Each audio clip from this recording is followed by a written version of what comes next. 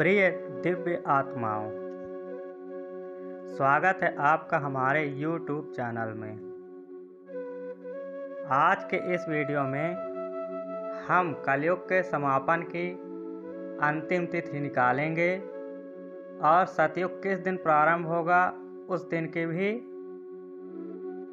तिथि निकालेंगे और इसकी हम एग्जैक्ट डेट आपको दिखाएंगे, किस साल, किस वर्ष, किस तारीख को और किस दिन को सतयुग प्रारंभ होगा, ये हम इस वीडियो में जानेंगे और इसका प्रमाण हम आपको पुराणों की सहायता से दिखाएंगे भी।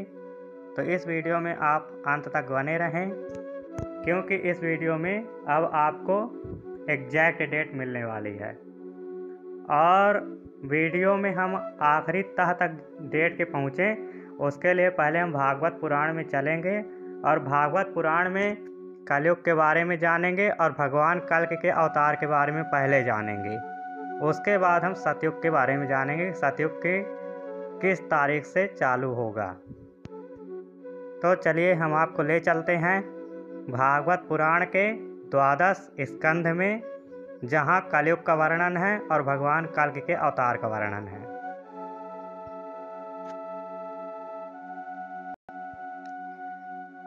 तो सबसे पहले हम देखेंगे कलयुग में क्या क्या लक्षण घटित होंगे। कलयुग में धर्म, सत्य, पवित्रता का हाल।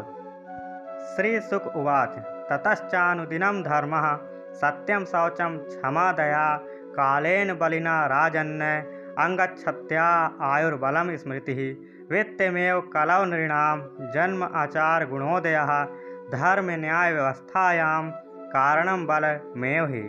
भागवत पुराण 12 स्कंद अर्थात 12वें स्कंद के दूसरे अध्याय के पहले और दूसरे श्लोक में कलयुग में ये वर्णन आता है कि कलयुग में धर्म, सत्य और पवित्रता का क्या हाल होगा। श्री सुखदेव जी कहते हैं, परीक्षित समय बड़ा बलवान है। ज्यों ज्यों घोर कलयुग आता जाएगा त्यों त्यों उत्तरोत्तर धर्म, सत्य, पवित्रता, क्षमा, दया, आयु, बल और स्मरण शक्ति का लोप होता जाएगा।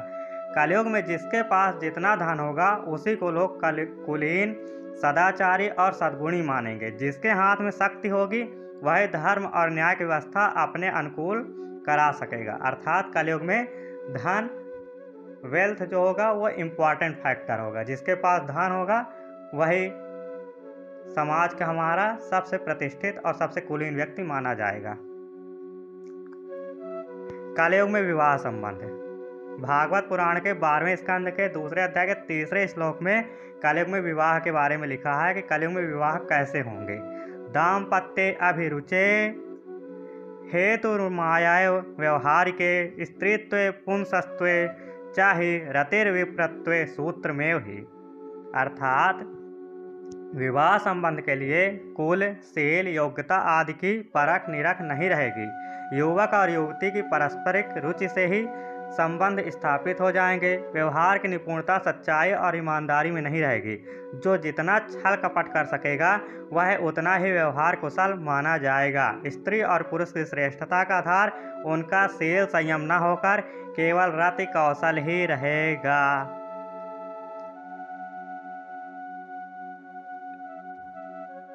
कलयुग में ब्रह्मचारी, सन्यासी आदि आश्रमियों की पहचान तथा घूसखोरी का हाल। लिंग एवाश्रम ख्याता वन्यो न्याय पत्ति कारणम आवृत्त्या न्याय दौर्बल्यम पांडित्य चापलम वचः। अर्थात वस्त्र, दंड, कमंडलु आदि से ब्रह्मचारी, सन्यासी आदि आश्रमियों की पहचान होगी। एक दूसरे का चिन्ह स्वीकार कर लेना ही एक से दूसरे आश्रम में प्रवेश का स्वरूप होगा। जो घूस देने या धन खर्च करने में असमर्थ होगा उसे अदालतों में ठीक न्याय भी नहीं मिल सकेगा। जो बोलचाल में जितना चालाक होगा उसे उतना ही बड़ा पंडित माना जाएगा।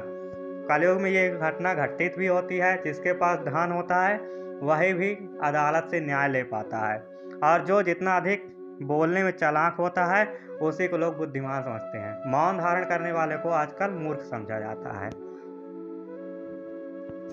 कलयुग में पाखंड, फैशन और विवाह का हाल।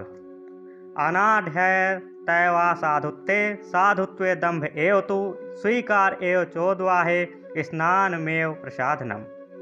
अर्थात असाधुता की दोषी होने की एक ही पहचान रहेगी, गरीब होना। जो जितना अधिक दंभ पाखंड कर सकेगा उसे उतना ही बड़ा साधु समझा जाएगा। विवाह के लिए एक दूसरे की स्वीकृति ही पर्याप्त होगी। शास्त्रीय विधि विधान की, संस्कार आदि की कोई आवश्यकता समझी नहीं जाएगी। बाल आदि संवार कर कपड़े लत्ते से लैस हो जाना ही स्नान समझा जाएगा। कलयुग में यही होता है कि जो व्यक्ति गरीब होता है उसे असभ्य और मूर्ख समझा जाता है।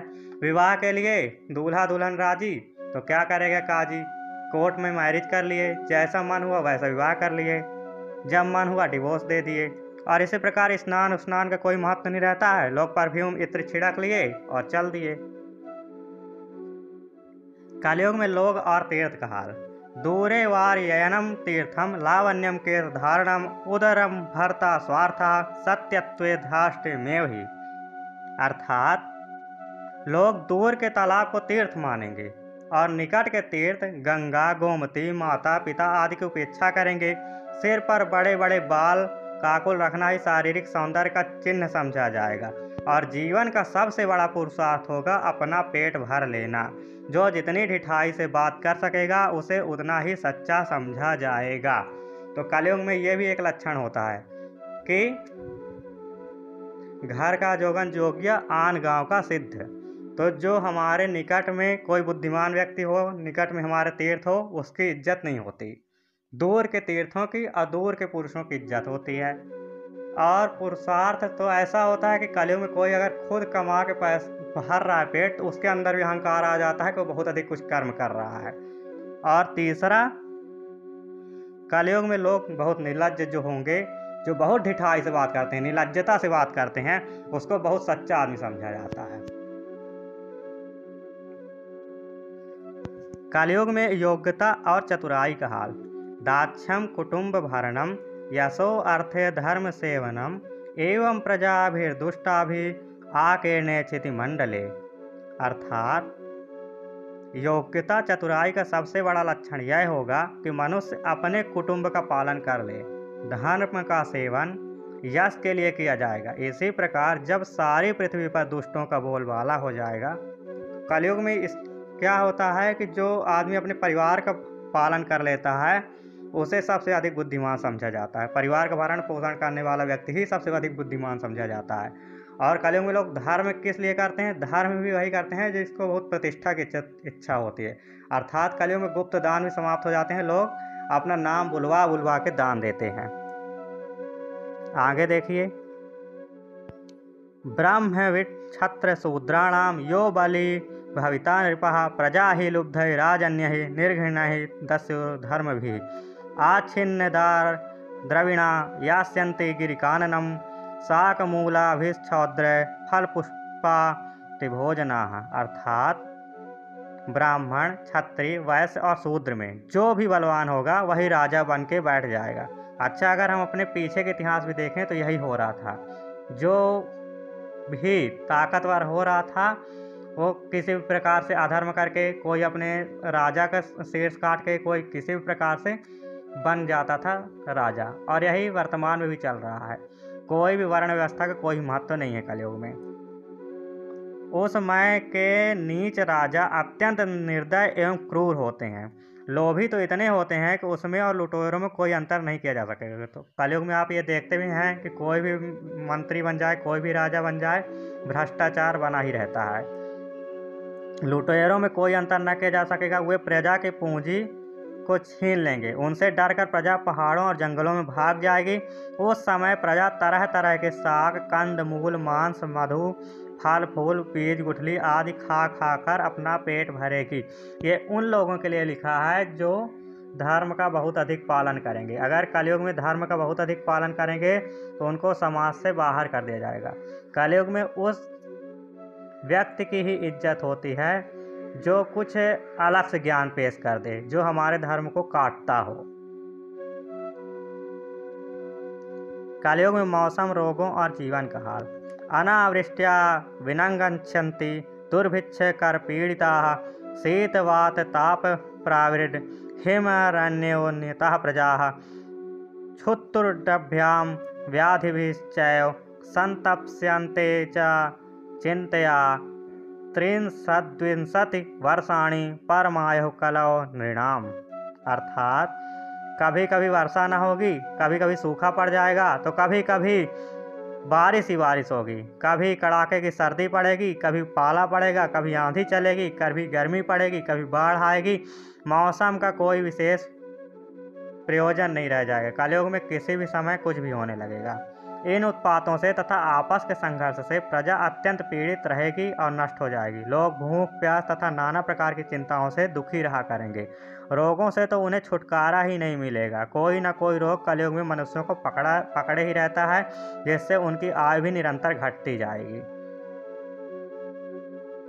कलयुग में मनुष्य का शरीर, वर्ण और आश्रमों तथा धर्मों का हाल।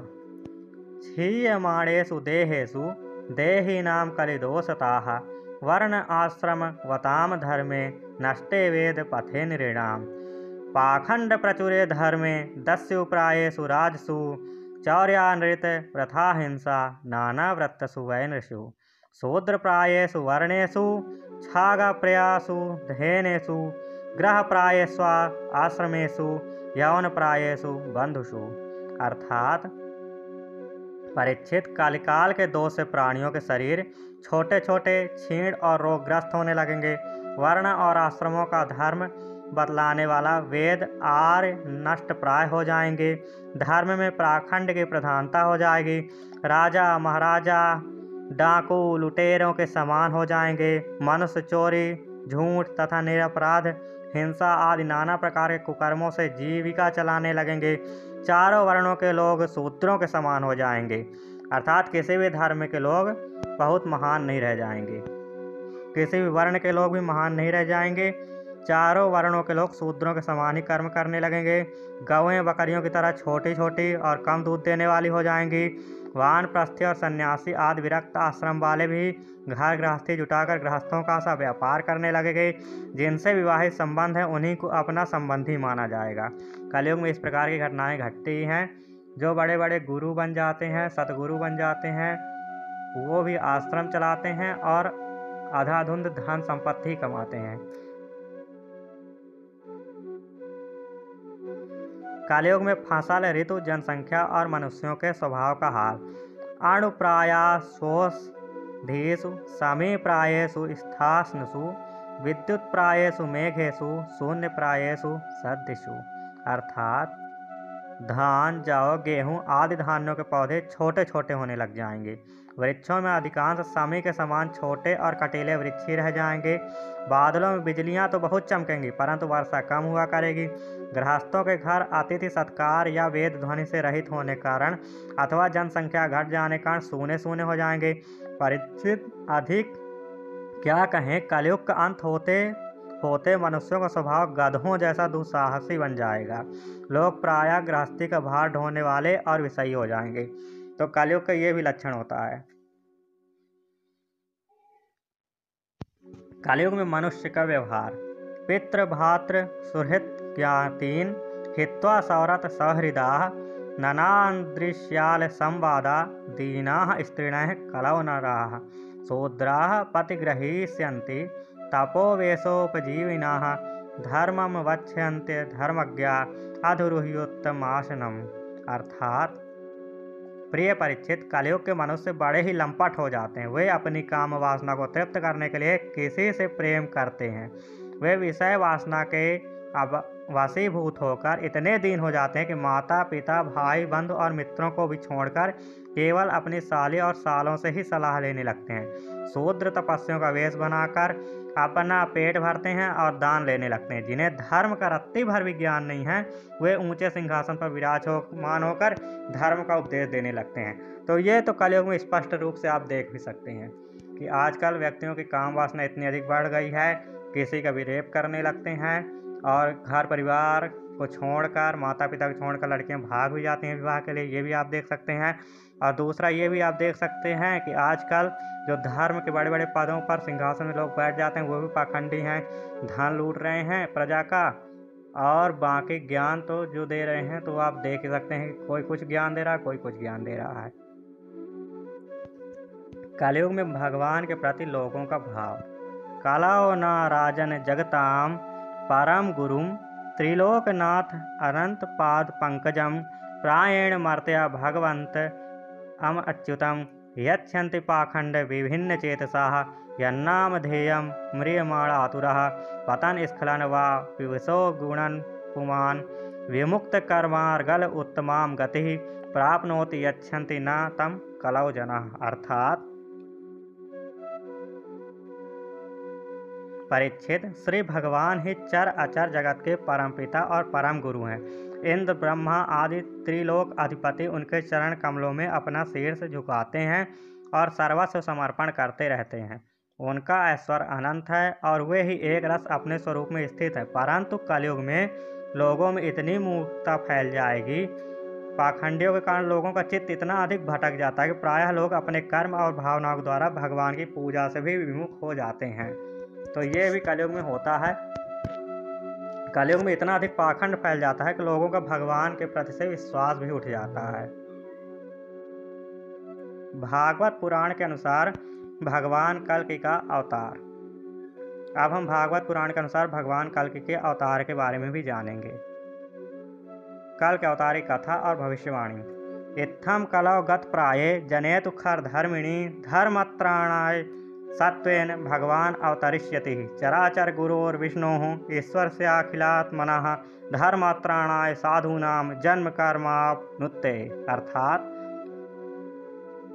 परीक्षित, आदि क्या कहें, कलयुग का अंत होते होते मनुष्यों का स्वभाव गधों जैसा दूसरा बन जाएगा। लोग प्रायः गृहस्थी का भार ढोने वाले और विषयी हो जाएंगे। ऐसी स्थिति में धर्म की रक्षा के लिए सत्वगुण स्वीकार करके स्वयं भगवान अवतार ग्रहण करेंगे। प्रिय परीक्षित, सर्वव्यापक भगवान विष्णु सर्वशक्तिमान है। वे सर्वस्वरूप होने पर भी चार आचार जगत के शिक्षक सद्गुरु हैं। वे साधु सज्जन पुरुषों के धर्म की रक्षा के लिए उनके कर्म का बंधन काटकर उन्हें जन्म मृत्यु के चक्र से छुड़ाने के लिए अवतार ग्रहण करेंगे। अर्थात भगवान कल्कि का अवतार स्पष्ट हो रहा है कि भगवान कल्कि अवतार लेंगे और उनका काम क्या होगा, जो सीधे साधे सज्जन पुरुष हैं उनकी रक्षा करना और जो उनके भक्त हैं उनके कर्म बंधनों को काटना और उनको जन्म मृत्यु के चक्कर से छुड़ा करके उनको मुक्ति देना। कल के अवतार के पिता और जगह का नाम। संभल ग्राम मुख्यस्य ब्राह्मणस्य महात्मनः भवने विष्णु यशसः कल्कि प्रादुर्भविष्यति अश्वम आसु गमारुह्य देवदत्तं जगत्पतिः आसीना साधु दमनम अष्ट ऐश्वर्य गुणान्वितः विचरण आसुना छौन्या हयेना प्रतिम द्युतिः नृपलिंगच्छदोदश्विन कोटिसो निश्यति। अर्थात भगवान कल्कि का जन्म संभल ग्राम में होगा। कहाँ होगा? ब्राह्मण दंपति के घर में होगा और उनके पिता कौन होंगे? विष्णु यश होंगे। वो अश्व में सवार होंगे जिसका नाम होगा देवदत्त और उनके पास 8 सिद्धियां होंगी और इस प्रकार वो विचरण करेंगे और जितने भी म्लेच्छ और दुष्ट पुरुष हैं उन सबका संहार करेंगे। अर्थात भागवत पुराण के 12वें स्कंद के दूसरे अध्याय के 18 से 20 श्लोक में कल्कि भगवान के बारे में पूर्ण वर्णन आ गया। अथ तेषां भविष्यन्ति मनांसि विशदानि वै वासुदेव अंगरागाति पुण्यगंधानिल स्पृशां पौरजानपदानां वै हस्तेष्वखिलदस्यु तेषां प्रजा विसर्गश्च स्थविष्ठा संभविष्यति वासुदेवे भगवति सत्वमूर्तौ हृदय स्थिते। अर्थात प्रिय परीक्षित, जब सब दुष्टों का संहार हो चुकेगा तब नगर की और देश की सारी प्रजा का हृदय पवित्रता से भर जाएगा, क्योंकि भगवान कल्कि के शरीर में लगे हुए अंगराग का स्पर्श पाकर अत्यंत पवित्र हुई वायु उनका स्पर्श करेगी और इस प्रकार वे भगवान के श्री विग्रह की दिव्य गंध प्राप्त कर सकेंगे। उनके पवित्र हृदय में सत्व मूर्ति भगवान वासुदेव विराजमान होंगे और फिर उनकी संतान पहले की भांति हष्ट पुष्ट और बलवान होने लगेंगी। यहाँ पर ये वर्णन है कि भगवान कल्कि जब सभी दुष्टों का संहार कर देंगे और धर्म की स्थापना कर देंगे तब अचानक से जो भी प्रजा है पूरे विश्व की उनकी मति और बुद्धि बदल जाएगी। वो सतयुग वाली बुद्धि में चले जाएंगे। कल्कि अवतार के बाद सतयुग का प्रारंभ है। यदावतीर्णो भगवान् कल्किर्धर्म पति हरिः कृतं भविष्यति तदा प्रजा सूतिश्च सात्विकी यदा चंद्रश्च सूर्यश्च तथा तिस्य बृहस्पति एक रासौ समेष्यन्ति भविष्यति तदा कृतम्। इस श्लोक में भगवान कल्कि के अवतार के बाद सतयुग कब प्रारंभ होगा उसकी ज्योतिषीय गणना लिखी हुई है। ये ज्योतिषीय गणना आप देख सकते हैं। यदा चंद्रश्च सूर्यश्च तथा तिस्य बृहस्पति, अर्थात जब चंद्रमा सूर्य और बृहस्पति एक रासो समेष्यन्ति अर्थात एक ही राशि में आएंगे, भविष्यति तदा कृतम, तब सतयुग का प्रारंभ होगा। और इसका अनुवाद भी देख सकते हैं। प्रजा के नयन मनोहारी धर्म के रक्षक और स्वामी है, वही भगवान जब कल्कि के रूप में अवतार ग्रहण करेंगे उसी समय सतयुग का प्रारंभ हो जाएगा और प्रजा की संतान परंपरा स्वयं ही सत्वगुण से युक्त हो जाएगी। जिस समय चंद्रमा सूर्य और बृहस्पति एक ही समय एक ही राशि एक साथ पुष्य नक्षत्र में प्रवेश करके एक राशि पर आते हैं उसी समय सतयुग का प्रारंभ हो जाता है। अर्थात सतयुग के प्रारंभ होने के लिए जो ज्योतिषीय गणना है उसके अनुसार सूर्य चंद्रमा और बृहस्पति का एक नक्षत्र में और एक राशि में होना जरूरी है, वो है पुष्य नक्षत्र और कर्क राशि। तो हम अब उसी डेट को निकालेंगे कि ये ज्योतिषीय गणना किस डेट पर सटीक बैठती है, अर्थात ऐसी कौन सी डेट है भविष्य में जिस डेट में सूर्य चंद्रमा और बृहस्पति एक साथ पुष्य नक्षत्र में कर्क राशि में विद्यमान होंगे, उसी दिन से सतयुग का प्रारंभ हो जाएगा। तो इसके लिए हम आपको सीधे उसी डेट पर ले चलते हैं और उसी डेट की कुंडली भी आपको दिखाते हैं। प्रिय आत्माओं, अभी हमने भागवत पुराण के श्लोक के अनुसार देखा कि जिस दिन सतयुग प्रारंभ होगा उस दिन 3 महत्वपूर्ण ग्रह सूर्य चंद्र और बृहस्पति एक साथ एक नक्षत्र और एक राशि में रहेंगे, अर्थात पुष्य नक्षत्र और कर्क राशि में रहेंगे। तो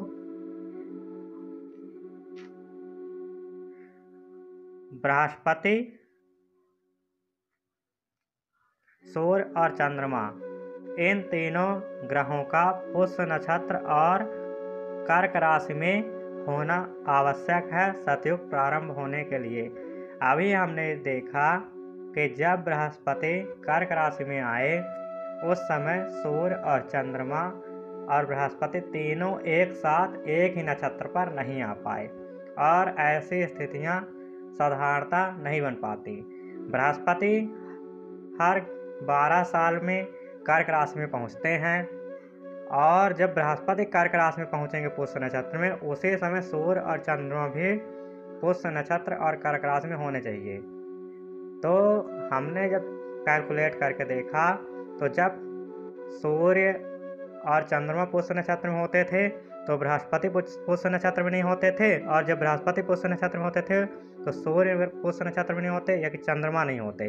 इनका डिग्री वाइज बहुत ज़्यादा अंतर होता था, लेकिन हमने कैलकुलेट करते करते आखिरकार वो डेट निकाल ली जब सूर्य चंद्र और बृहस्पति एक साथ एक ही नक्षत्र और एक राशि में विराजमान है। जी हाँ, भागवत पुराण के हिसाब से सूर्य चंद्र और बृहस्पति तीनों ग्रह एक साथ एक राशि में और एक नक्षत्र में विद्यमान होने चाहिए, अर्थात पुष्य नक्षत्र और कर्क राशि में। वो डेट्स है 1 अगस्त 2038। 1 अगस्त 2038 को सूर्य चंद्रमा और बृहस्पति तीनों ग्रह पुष्य नक्षत्र के चतुर्थ चरण में हैं और कर्क राशि में हैं। ये आप देख सकते हैं कि सूर्य चंद्र और बृहस्पति तीनों ग्रह एक साथ इकट्ठे एक ही राशि में हैं, अर्थात भागवत पुराण के श्लोक के अनुसार ये डेट सतयुग प्रारंभ होने के लिए महत्वपूर्ण मानी जा सकती है। और ये घटना तब घटेगी जब हमारा कलयुग का समापन अभी होने वाला होगा, अर्थात जो एक धारणा है कि कलयुग 4,32,000 का है, 4,32,000 वर्ष का है, वो धारणा अगर गलत साबित होती है और वर्तमान में कलयुग का अंत होने वाला होगा, तो सतयुग प्रारंभ होने के लिए जो मुख्य डेट्स भागवत पुराण के हिसाब से दी है, वो डेट है 1 अगस्त 2038 की सुबह, अर्थात 1 अगस्त 2038 की सुबह से सतयुग प्रारंभ हो जाएगा। और इस दिन का हम पंचांग आपको दिखाते हैं, आप पंचांग भी देख सकते हैं। इस दिन अमावस्या रहेगी, पुष्य नक्षत्र का चौथा चरण रहेगा और दिन रविवार रहेगा। 1 अगस्त 2038 को दिन रविवार को पुष्य नक्षत्र के चौथे चरण में अमावस्या के दिन सतयुग प्रारंभ होगा, अगर कलयुग का अंत अभी होने वाला होगा तब, क्योंकि इस दिन ही वह ग्रह स्थितियां बन रही हैं जो भागवत पुराण हमको बताता है। आइए अब हम आपको इसकी लग्न कुंडली में भी ले चलते हैं कि ये आखिर तारीख क्यों महत्वपूर्ण है। देखिए, जो हमारे भगवान होते हैं उनका संकल्प जो होता है वो क्यों कार्य करता है अवतारों में, उसकी वजह यह है कि भगवान के जो मन, बुद्धि, चित्त, आत्मा सब एक होते हैं। जैसे हम हैं, हमारे साधारण इंसानों के जो विचार हैं वो अलग होते हैं, बुद्धि उनकी अलग होती है, आत्मा उनका अलग चाहती है, सब में सामंजस्य स्थापित नहीं हो पाता। लेकिन भगवान में यही गुण होता है कि उनका सब में सामंजस्य स्थापित रहता है। अगर आप इस लग्न कुंडली में ध्यान दें तो सूर्य हमारा आत्मा कारक है, ठीक, गुरु हमारे ज्ञान का कारक हैं, चंद्रमा हमारे मन का कारक है और बुध हमारे बुद्धि का कारक है। चारों ग्रह एक साथ एक ही राशि में विद्यमान हैं, जो ये बता रहे हैं कि कोई विशेष संकल्प इस दिन पूरा हो सकता है, और वो विशेष संकल्प करने वाला भगवान कल के ही हो सकते हैं। भगवान कल के कोई विशेष संकल्प इस दिन सूर्योदय के समय करेंगे जो पूर्ण हो जाएगा, क्योंकि आत्मा, मन, बुद्धि और ज्ञान चारों का संयोग कर्क राशि पुष्य नक्षत्र में बना हुआ है। और पुष्य नक्षत्र पोषण का नक्षत्र है, सौभाग्य का नक्षत्र है, यश का, समृद्धि का नक्षत्र है और सतयुग का नक्षत्र है। तो ये माना जा सकता है कि अगर कलयुग अभी समाप्त होने वाला है तो 1 अगस्त 2038 को सुबह सूर्योदय में सतयुग प्रारंभ हो जाएगा। इस दिन ही सूर्य, बृहस्पति, बुध और चंद्रमा चारों एक साथ पुष्य नक्षत्र के चतुर्थ चरण में और एक साथ कर्क राशि में आ रहे हैं।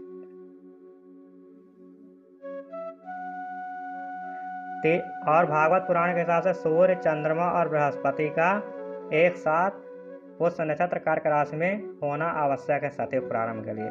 तो 1 अगस्त 2038 की डेट आप नोट करके रख सकते हैं। ये डेट बहुत महत्वपूर्ण होने वाली है।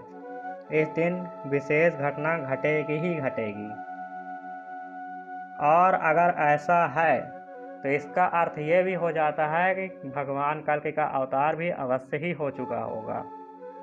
और बहुत से लोग ये मानते हैं, इच्छा करते हैं कि हम बहुत दुख में हैं, बहुत कष्ट में है पूरा संसार, भगवान कल्कि का अवतार होना ही चाहिए।